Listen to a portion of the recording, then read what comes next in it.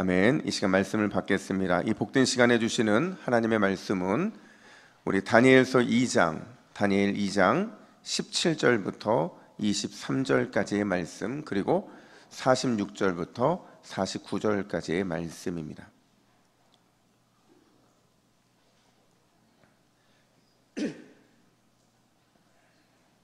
다니엘 2장 17절부터 23절, 그리고 46절부터 49절까지의 말씀, 하나님의 백성이 살아가는 방식이라는 제목으로 오늘 말씀을 받겠습니다. 먼저 우리 17절부터 23절까지 우리 함께 교독해 읽겠습니다.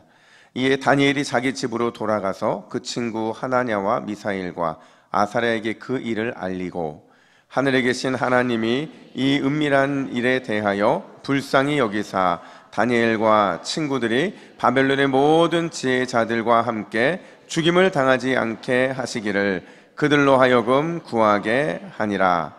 이에 이 비밀한 것이 밤의 환상으로 다니엘에게 나타나 보임에 다니엘이 하늘에 계신 하나님을 찬송하니라. 다니엘이 말하여 이르되 영원부터 영원까지 하나님의 이름을 찬송할 것은 지혜와 능력이 그에게 있음이로다. 그는 때와 계절을 바꾸시며 왕들을 패하시고 왕들을 세우시며 지혜자들에게 지혜를 주시고 총명한 자에게 지식을 주시는도다. 그는 깊고 은밀한 일을 나타내시고 어두운 데에 있는 것을 아시며 또 빛이 그와 함께 있도다. 함께 읽습니다. 나의 조상들의 하나님이여, 주께서 이제 내게 지혜와 능력을 주시고 우리가 주께 구한 것을 내게 알게 하셨사오니 내가 주께 감사하고 주를 찬양하나이다. 곧 주께서 왕의 그 일을 내게 보이셨나이다 하니라. 우리 이어서 46절부터 49절까지 또 교독해 읽겠습니다. 이에 느부갓네살 왕이 엎드려 다니엘에게 절하고 명하여 예물과 향품을 그에게 주게 하니라. 왕이 대답하여 다니엘에게 이르되 너희 하나님은 참으로 모든 신들의 신이시오 모든 왕의 주제시로다. 내가 능히 이 은밀한 것을 나타내었으니 내 하나님은 또 은밀한 것을 나타내시는 이시로다. 왕이 이에 다니엘을 높여 귀한 선물을 많이 주며 그를 세워 바벨론 온 지방을 다스리게 하며 또 바벨론 모든 지혜자의 어른을 삼았으며, 왕이 또 다니엘의 요구대로 사드락과 메삭과 아벳느고를 세워 바벨론 지방의 일을 다스리게 하였고 다니엘은 왕궁에 있었더라. 아멘. 할렐루야. 우리 옆에 분들이 인사하겠습니다. 세상의 별이 됩시다. 한 번 더 인사하겠습니다. 교회의 별이 됩시다. 우리가 가는 곳이 환히 빛이 비춰지는 아름다운 별이 될 줄로 믿습니다. 여러분, 다니엘서를 우리가 지금 하고 있는데요, 질문을 한번 해볼게요. 다니엘서는 어떤 책일까요? 주관식으로 들으니까 자꾸 당황스럽죠. 객관식으로 바꿔서 다니엘서 1번, 다니엘서는 위대한 믿음으로 큰 일을 이룬 다니엘과 세 친구의 이야기이다.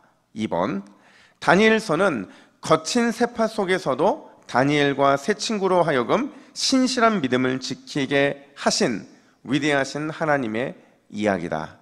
여러분, 이 둘 중에 뭐가 맞을까요? 자, 여러분, 제가 목사 초년생 때였어요. 한 청년이 저에게 저돌적으로 질문을 한 질문이 있었는데, 어떤 질문이냐? 바로 이 질문이었어요. 목사님은 진짜 그렇게 살고 계세요? 이런 질문을 저에게 저돌적으로 아무도 하지 않는데 질문을 하더라고요. 사실 제가 그 당시에 이 모세와 관련된 설교를 쭉 시리즈로 하고 있었는데요, 이 모세의 위대한 신앙의 결단, 그리고 그런 그를 하나님이 얼마나 위대한 역사의 주인공으로 사용했는지를 매주 청년들에게 설교한 거예요. 그러니까 쉽게 말하면 딱 그거죠. 야, 너희들 누구처럼 살라고요? 모세처럼 살아. 딱 이 설교를 했더니 이게 몇 번 반복되다 보니까 갑자기 한 청년이 질문을 한 거예요. 그러는 당신은 설교했던 것처럼 실제로 그렇게 모세처럼 믿음으로 날마다 승리하며 살아가고 있느냐? 그 질문을 저에게 하더라는 거죠. 근데 제가 그 질문을 딱 받고 나서 망치를 한 대 맞은 것처럼 느껴졌어요. 왠 줄 아세요? 왜냐면요, 옛말에 이런 말이 있잖아요. 선무당이 사람 잡는다고.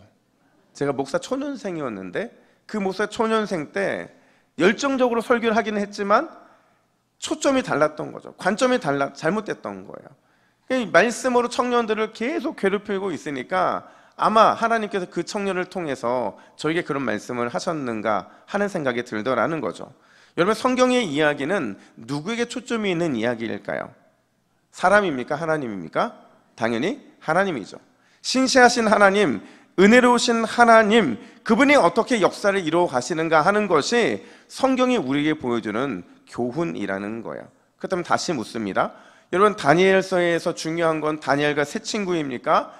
아니면 그들을 사용하신 하나님이십니까? 예, 당연히 그들을 사용하신 하나님이에요. 사실 그렇잖아요. 여러분, 만약 다니엘서가 다니엘과 세 친구의 위대한 믿음에만 초점이 있고 위대한 결단으로 큰 일을 이루었다는 것에만 초점이 있으면 이 이야기는 성경 이야기가 아니고 어떤 이야기가 되는 거예요? 예, 위인전이 되는 거예요. 마치 대단한 사람이 대단한 일을 이룬 위인전이 되고 만다는 거죠.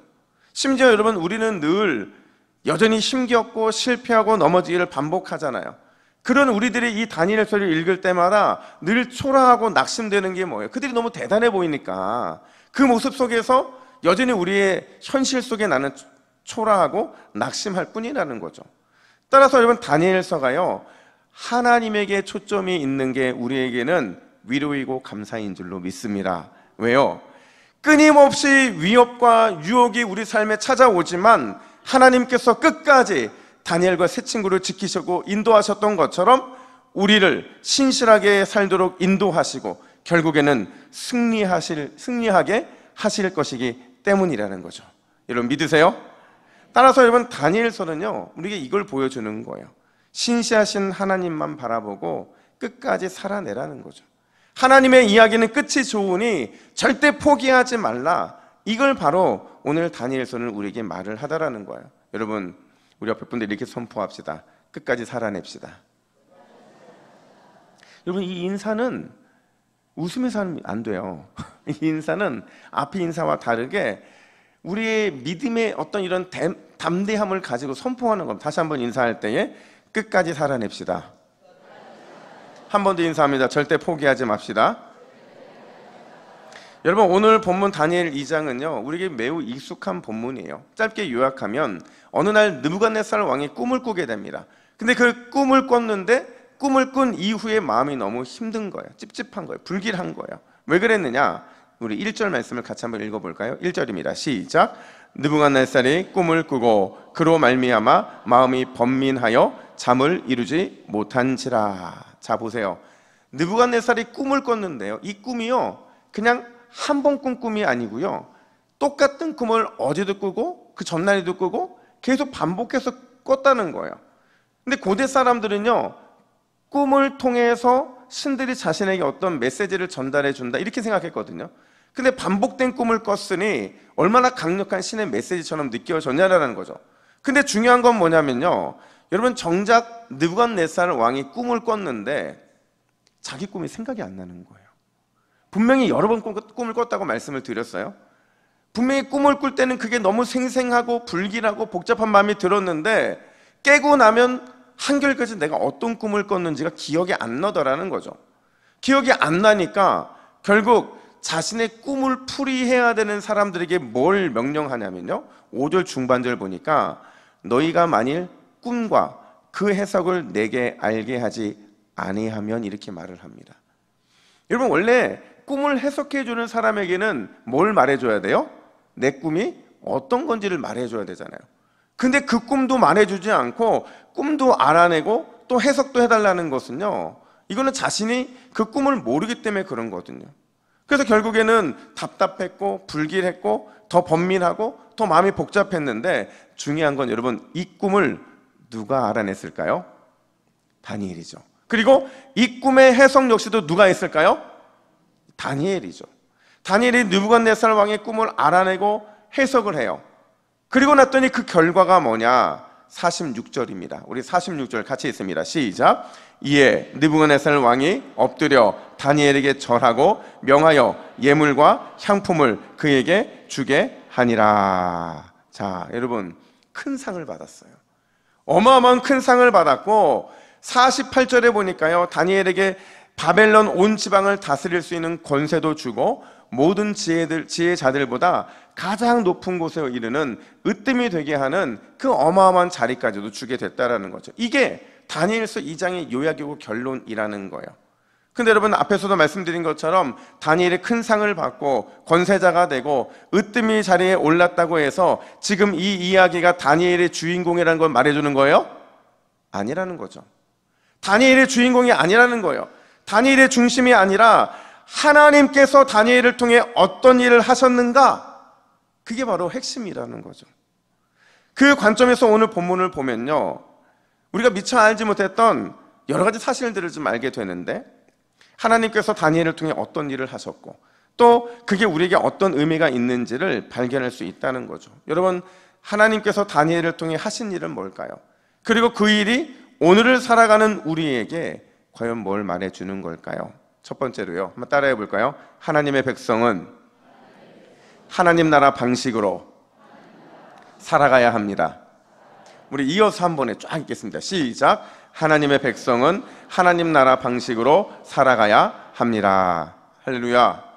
여러분, 하나님 나라의 백성들은 내가 하나님 나라의 백성이기 때문에 나만, 우리 신앙인만으로서 살아가야 되는 방식이 따로 있는 줄로 믿습니다. 왜 그렇게 말을 하냐면요, 세상은 항상 우리 앞에 선택권을 주거든요. 너희가 세상 나라 방식으로 선택할래?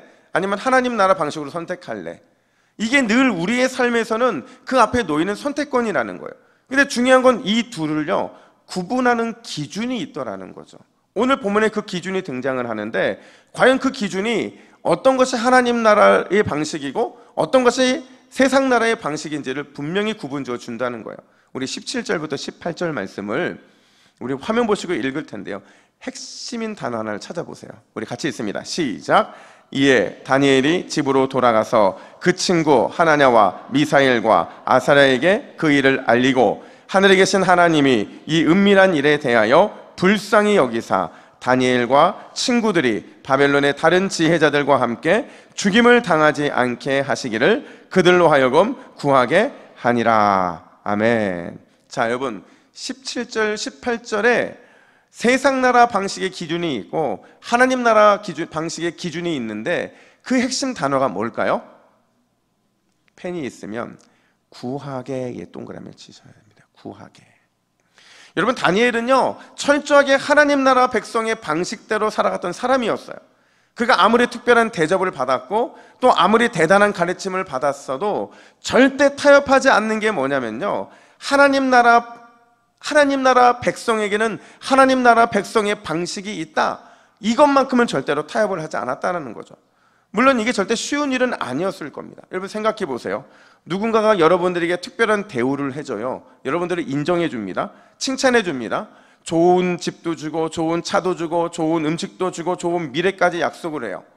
여러분, 여기에 흔들리지 않을 사람은 누가 있겠어요? 회사도 또 나의 인생의 모든 것들도 조금 더 좋아 보이는 길을 선택하는 게 우리의 선택이잖아요. 그러니 이렇게 절대적인 좋은 것들을 내 앞에 놓았는데 흔들리지 않을 사람이 누가 있겠냐는 거예요. 100이면 100 다 흔들리고 다 넘어가게 된다라는 거죠. 근데 다니엘은요, 조금도 흔들림이 없어요. 아무리 좋은 것들을 그 앞에 펼쳐놓고 그 어떤 대단한 미래를 약속해도요, 다니엘은 눈 하나 깜짝하지 않더라는 거죠. 여러분, 그 이유가 뭘까요? 다니엘이 대단한 신념과 끈기를 가지고 있어서 그렇습니까? 아니에요. 다니엘이 흔들리지 않고 그 어떤 것에도 눈 하나 깜짝하지 않았던 이유가 뭐냐면요, 다니엘은요, 하나님이 그 어떤 것보다 크다는 확신이 있었기 때문에 그래요. 하나님이 그 어떤 것보다 가장 크고 가장 위대하다는 사실을 그는 놓지 않았기 때문에 끝까지 타협하지 않았다는 거예요. 여러분, 제 말이 맞으면 아멘 해보세요. 하나님은, 지금 하시라고요. 하나님은 그 어떤 권세보다 크십니다. 하나님은 그 어떤 명예보다 높으세요. 하나님은 가장 신실하시고 가장 안전해요. 여러분, 그렇다고 한다면 마지막, 그래서 우리는 하나님께 기도할 수 있는 줄로 믿습니다. 바로 그거죠.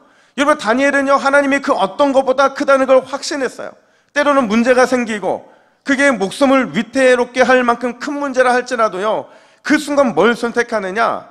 하나님이 그 어떤 것보다 크다는 걸 선택해요. 그리고 크다는 선택의 결과가 뭐냐? 바로 구하는 것, 기도였다라는 거죠. 여러분, 다니엘서 전체를 보면요, 다니엘이요 처음부터 끝까지 절대로 타협하지 않았던 게 뭐냐면요, 하나님이 그 어떤 것보다 크다는 사실, 그것만큼은 끝까지 지켜냅니다.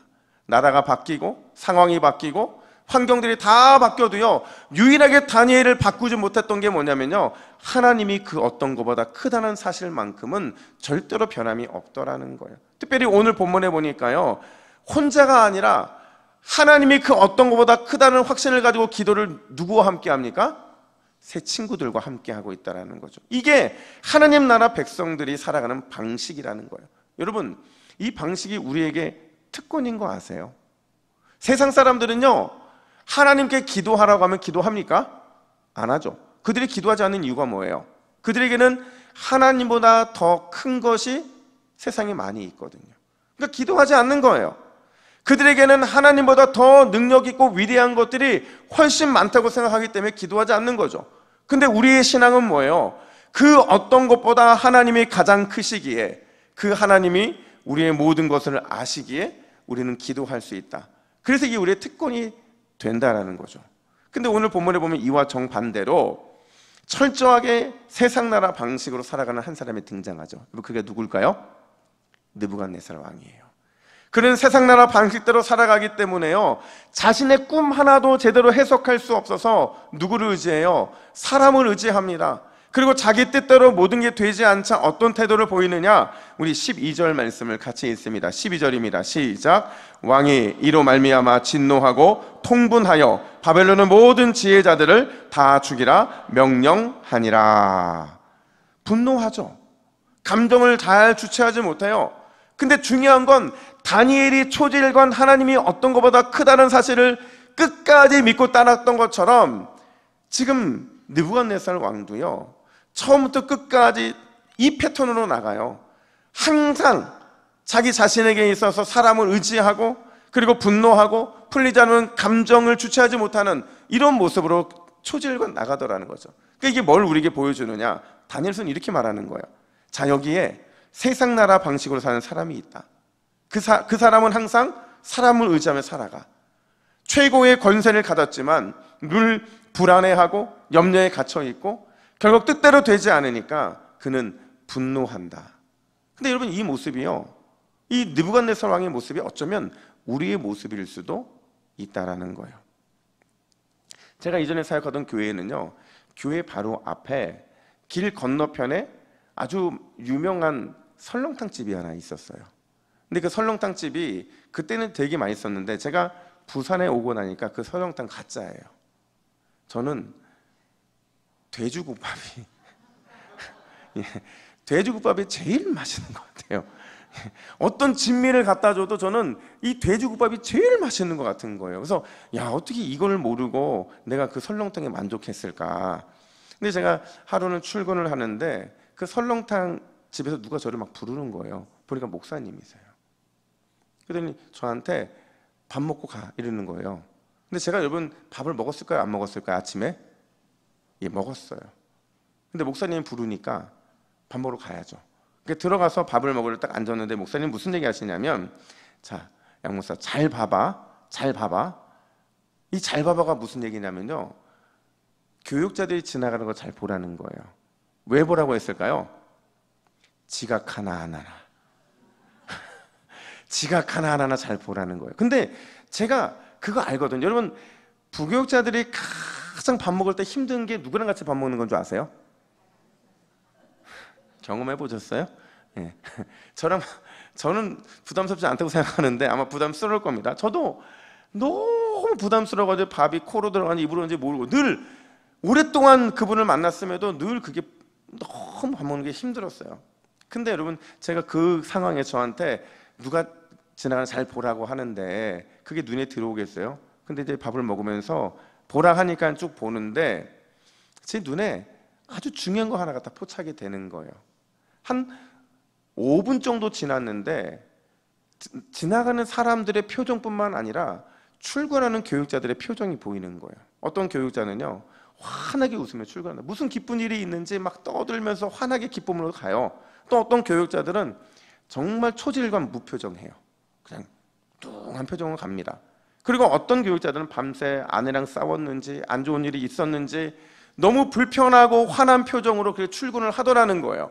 제가 그걸 보면서 어떤 생각이 들었냐면, 만약에 하나님이 저 길을 건넌 교육자들 중에 딱 한 사람을 통해 오늘 위대한 일을 행하신다고 한다면 과연 누구를 통해 위대한 일을 행하실까? 이런 질문이 제 속에 생기더라는 거예요. 여러분이 만약에 하나님이시라고 한다면 여러분들은 어떤 사람을 통해 위대한 일을 행하시겠습니까? 어떤 표정이요? 그렇죠? 환하게 웃으면서, 환하게 웃는다는 건 뭡니까? 오늘 하루가 주님 앞에 있으면 올려드리는 확신이 있는 거예요. 주님 앞에서 내가 내 인생을 살아가는 인생이 아니라 하나님이 주신 인생의 이 삶들을 오늘도 하나님께 드리겠다라는 그 나름대로의 어떤 고백이 그 얼굴의 웃음을 통해 나타나게 되는 거죠. 여러분, 하나님의 일꾼들에게는요, 하나님 나라 방식으로 살아가야 할 사명이 있는 줄로 믿습니다. 왜 그러느냐? 왜 하나님 나라 방식으로 살아갈 사명을 우리가 이루어 나가야 되느냐? 왜냐면요, 그 누구도 예외 없이 우리 인생의 칼자루는 누가 쥐고 있기 때문에 그래요? 하나님이 쥐고 계시기 때문이죠. 그래서 하나님 나라 방식으로 살아가는 사람들은 우리 인생의 모든 결정권과 우리 인생의 모든 순간순간의 모든 것들이 주님의 뜻 안에 담겨져 있기 때문에 뭐를 할 수밖에 없어요? 기도할 수밖에 없다라는 거예요. 모든 일이 하나님께로부터 왔으니 우리는 하나님께 물을 수밖에 없다라는 거죠. 요즘에요, 제가 성도들과 만나면서 성도들이 저에게 가장 많이 하시는 말씀이 뭐냐면, 목사님, 날씨가 정말 선선해졌어요. 이런 말씀을 가장 많이 하세요. 여러분, 날씨가 많이 선선해졌나요? 여러분, 이 선선해짐의 날씨는요, 저희한테 지금 사인을 보내는 거예요. 어떤 사인을 보내는 걸까요? 이제 날씨 선선해졌으니 뭐 하라고요? 기도 좀 해라. 그렇잖아요. 여러분, 여름 내 더웠기 때문에 덥다고 기도를 좀 미뤘는데 또 조금 있으면 뭐가 와요? 춥다고 겨울이 오잖아요. 그러니까 이 선선한 이 시간은 우리에게 있어서 기도할 수 있는 최적의 시간인 줄로 믿습니다.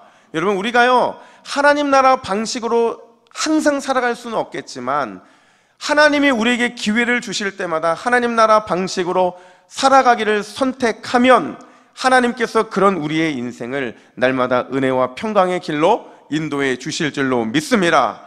다시금 기도함으로 주 앞에 납작 엎드려짐으로 하나님 나라 방식대로 살아가기로 결단하시고 그런 인생을 통해서 은혜와 평강의 길로 인도하시는 놀라운 하나님을 경험하시는 저와 여러분 되기를 간절히 축복합니다.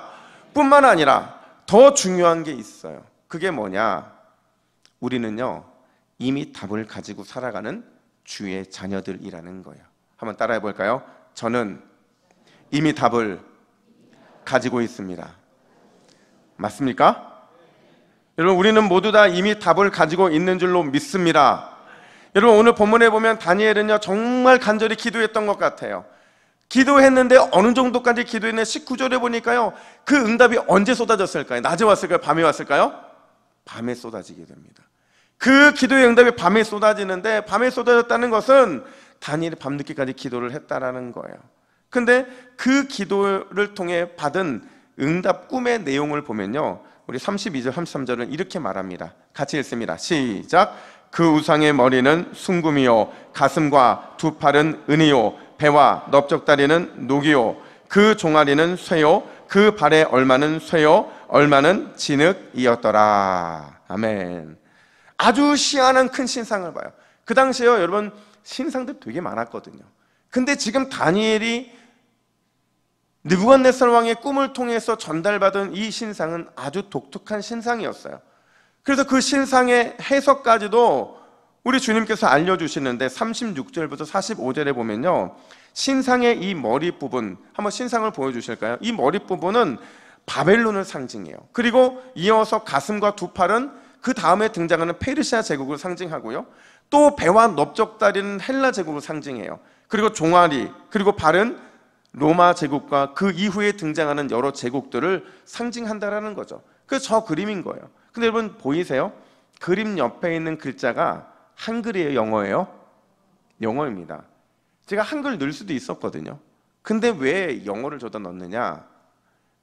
이건 지금 여러분 중요한 거는 신상의 부위들이 뭘 상징하느냐 하는 게 아니라는 거예요. 신상의 머리가 뭘 상징하고 가슴과 두 팔이 뭘 상징하고 배와 넓적다리, 종아리, 발, 이게 뭘 상징하느냐, 어느 나라를 상징하느냐, 이게 중요하지 않다라는 거죠. 중요한 건 뭐냐? 이 많은 세상의 제국들이 있는데 이 제국들을 무너뜨리는 진짜 강력한 돌이 있다는 거예요. 그 어떤 강력한 제국들도 무너뜨리고야 하는 강력한 돌, 그 돌이 뭐냐? 우리 34절부터 35절 말씀을 같이 읽습니다. 시작.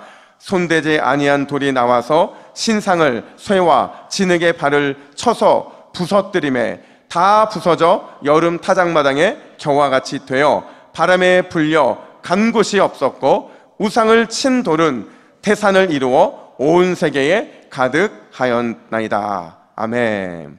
여러분, 모든 신상, 그 신상에 비유되는 모든 제국을 무너뜨리는 돌, 그래서 모든 것을 무너뜨리고 온 세계에 가득 채우게 될 돌, 그 돌이 어떤 돌이에요? 손대지 아니한 돌.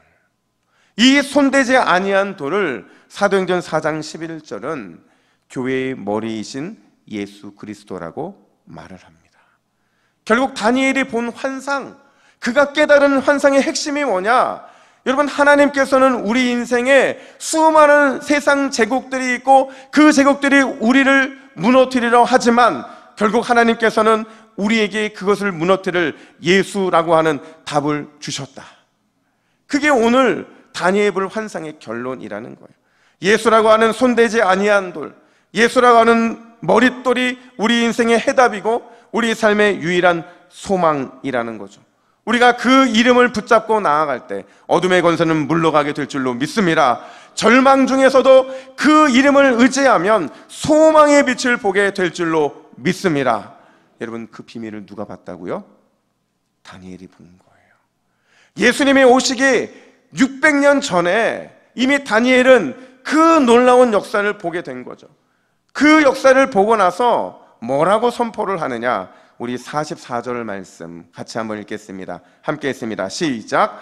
하늘에 하나님이 한 나라를 세우시리니 그것은 영원히 망하지도 아니할 것이요 모든 나라를 쳐서 멸망시키고 영원히 설 것이라. 아멘. 우리 다시 한번 읽으면서 핵심 단어가 뭔지 다시 한번 확인해 보세요. 같이 읽습니다. 시작. 하늘에 하나님이 한 나라를 세우리니 이것은 영원히 망하지 아니할 것이요 모든 나라를 쳐서 멸망시키고 영원히 설 것이라. 아멘. 자, 여러분, 중요한 핵심 단어가 뭐예요?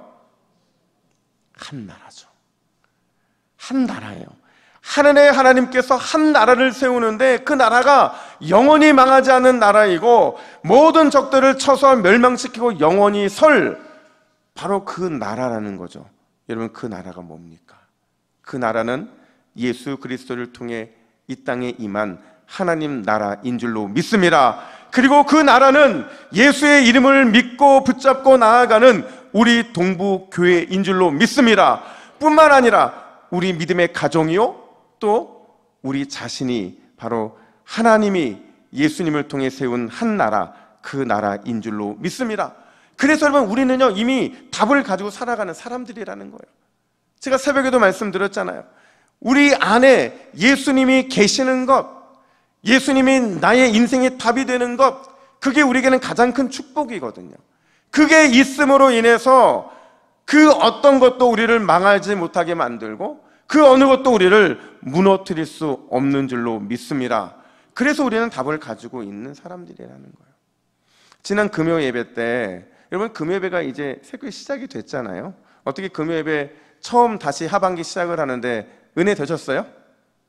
예, 오신 분들은 아멘 하실 것이고 오시 못하신 분들은, 그러니까 안 오신 건 아닐 거라고 저는 확신이 믿습니다.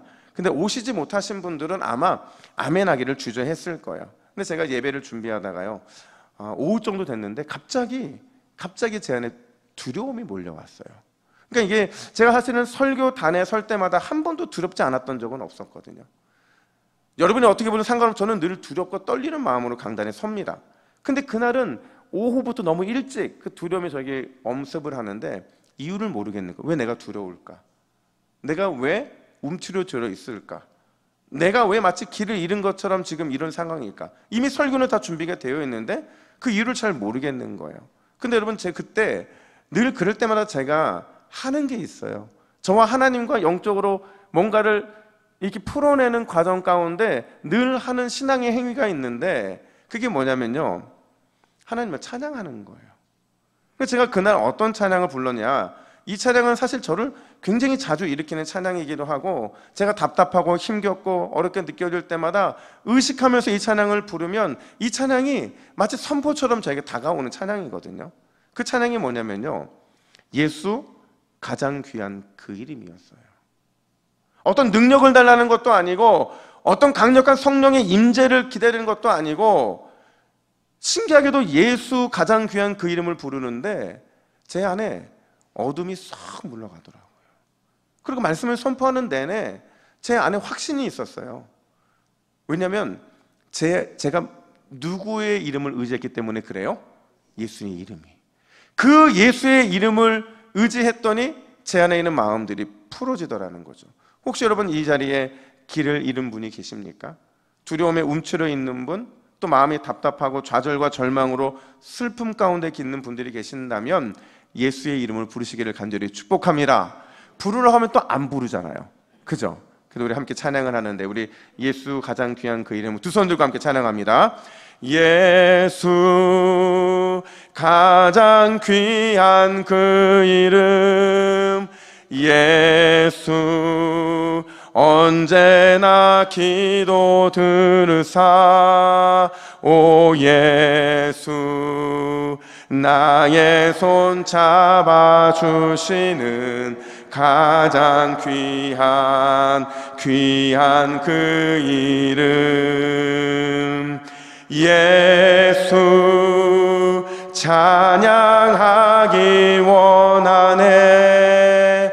예수 처음과 나중 되시는 오 예수, 마의 외 고통 당하신 가장 귀한 그 이름, 예수 왕의 왕이 되신 주, 예수 당신의 끝없는 사랑, 오 예수 목소리 높여 찬양해 가장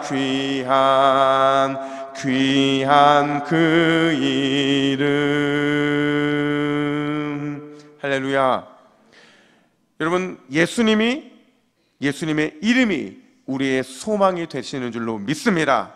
예수님만이 우리의 인생의 해답이고 삶의 유일한 기쁨이 되어야 되는 줄로 믿습니다. 우리가 이 확신을 가지고 예수라는 이름의 답을 가지고 하나님 나라 방식 그 기도함으로 나아갈 때 우리 하나님께서는 이번 한 주간 여러분의 삶을 세상의 빛이 되게 하실 줄로 믿습니다. 하늘의 별과 같이 영원토록 여러분들을 또 저를 우리 동부교회를 빛나게 하실 줄로 믿습니다.